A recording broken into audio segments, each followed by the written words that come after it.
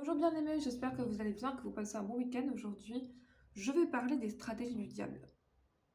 On va parler des stratégies du diable pour pouvoir justement les contrecarrer. Gloire à Dieu.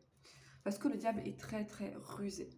Et donc c'est mon premier point. Premièrement, le diable utilise la ruse. Ça c'est vraiment l'arme principale du diable dans notre vie, c'est la ruse. Le diable va toujours venir vers vous avec ruse. Il va jamais apparaître en disant «Salut, c'est moi le diable, comment vas-tu?» Non, il va venir avec ruse. Et donc on est dans Ezra chapitre 4 aujourd'hui et on va analyser ici les stratégies du diable qui tentent de faire arrêter les travaux. Parce que c'est vraiment des choses qui sont... le diable n'a pas changé. Donc c'est vraiment des stratégies que le diable va appliquer dans notre vie aujourd'hui. Donc il faut les connaître. Premièrement, on a la ruse. Dès le verset 2, ici, verset 2, la Bible dans Esdras 4, ils vinrent auprès de Zorobabel et des chefs de famille et leur dirent: Nous bâtirons avec vous, car comme vous, nous invoquons votre Dieu et nous lui offrons des sacrifices. Donc le diable va venir avec ruse. Il va se faire passer pour un ami. En fait, dans 90% des cas, le diable va envoyer quelqu'un dans votre vie qui prétend vous vouloir du bien alors qu'il vous veut du mal. Ça, c'est réel, hein. Ça peut être un soi-disant ami, soi-disant collègue, en fait, qui va vraiment être quelqu'un qui va vous mener la vie dure, pour être poli, alors qu'en fait, il se présentait comme un ami, comme une aide, comme un soutien, et finalement, il s'avère être un agent du diable. Donc, c'est vraiment la ruse que le diable va utiliser, et donc notre arme, c'est quoi? C'est le discernement. Ici, les enfants d'Israël ont bien discerné, et ils ont répondu au verset 3, ce n'est pas à vous et à nous, nous bâtirons seuls. Parfois, il faut savoir aussi éditer ses relations. Parfois, il faut savoir se dire, cette personne-là ne vient pas de Dieu. Cette personne-là, potentiellement, est un problème pour moi. Et après, agir avec sagesse et discernement. Deuxième stratégie du diable, c'est l'intimidation. Ça aussi, c'est très utilisé par le diable.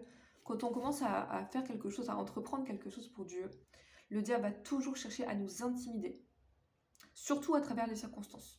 En fait, les circonstances vont toujours être contre nous. On va se dire, mais comment je vais faire? On va vraiment avoir peur. On va se dire, mais waouh, là vraiment, il y a trop d'opposition. Et c'est exactement ce qui s'est passé pour nos amis dans Ezra chapitre 4, au verset 4. Alors les gens du pays, découragèrent le peuple de Juda. Ils l'intimidèrent pour l'empêcher de bâtir et ils gagnèrent à prix d'argent des conseillers pour faire échouer son entreprise. Donc l'intimidation va aussi avec le découragement. Le diable va chercher à vous décourager. Il va te dire, mais ça sert à rien d'essayer de faire ça, c'est trop dur. Tu n'arriveras jamais, tu n'as pas les moyens, tu n'as pas la force, ce n'est pas la peine. Arrête, laisse tomber. Gloire à Dieu. Ça, c'est vraiment le diable.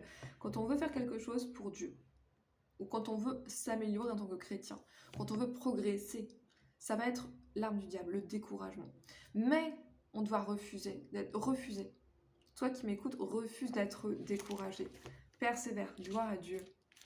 Ésaïe 42, notre arme donc, à chaque fois je vais dire donc quelle est notre arme. Premièrement, c'était le discernement contre la ruse. Maintenant, contre l'intimidation, c'est être renforcé dans le Seigneur, refuser d'être découragé. Donc, c'est-à-dire le courage. Il faut prendre courage. Ésaïe 42, voici mon serviteur que je soutiendrai, mon élu en qui mon âme prend plaisir. J'ai mis mon esprit sur lui. Il annoncera la justice aux nations, il ne criera pas, il n'élèvera pas la voix, il ne fera pas entendre dans les rues, il ne brisera pas le roseau cassé, et n'étonnera pas la mèche qui brûle encore, il annoncera la justice selon la vérité. Verset 4, il ne se découragera pas et ne se relâchera pas, jusqu'à ce qu'il ait établi la justice sur la terre et que les îles espèrent en sa loi. Donc vous devez dire aujourd'hui, je ne me découragerai pas et je ne me relâcherai pas tant que je n'aurai pas accompli ce que Dieu m'a demandé de faire. Et on refuse d'être intimidé, et on refuse d'être découragé. Gloire à Dieu. Troisième stratégie du diable, c'est l'accusation. Alors ça, c'est pareil, c'est très, très, très, très, très subtil. C'est-à-dire qu'en fait, on entend une petite voix dans notre tête qui nous dit « Comment tu crois que Dieu t'a pardonné ce que tu as fait il y a 2 ans, là ?» Il nous accuse. T'as vu comment t'as parlé à ton voisin il y a une semaine et tu dis que t'es chrétien? Et ça, c'est les accusations. C'est constamment. Le diable va toujours chercher à vous accuser pour la moindre chose, même la chose la plus stupide qui soit. La chose même, t'as pas salué quelqu'un. Les choses, des fois, c'est des choses stupides. Et parfois, on se sent même mal pour ce genre d'accusation. Parce que ce sont des accusations constantes. Ça, c'est le CDI du diable. Il nous accuse du matin au soir. Mais notre arme contre les accusations, elle est juste, je reprends par rapport aux accusations, vous lirez on lira prochainement Néhémie. Vous allez voir que Néhémie a été vraiment accusé à tort. Ce genre de choses est très fréquent parmi les chrétiens. On est accusé par le diable constamment. Mais on a une arme, c'est le sang de l'agneau. Dès que le diable vous accuse, eh bien, rappelez-lui que vous êtes justifié, pardonné, et il ne peut rien répondre à cela.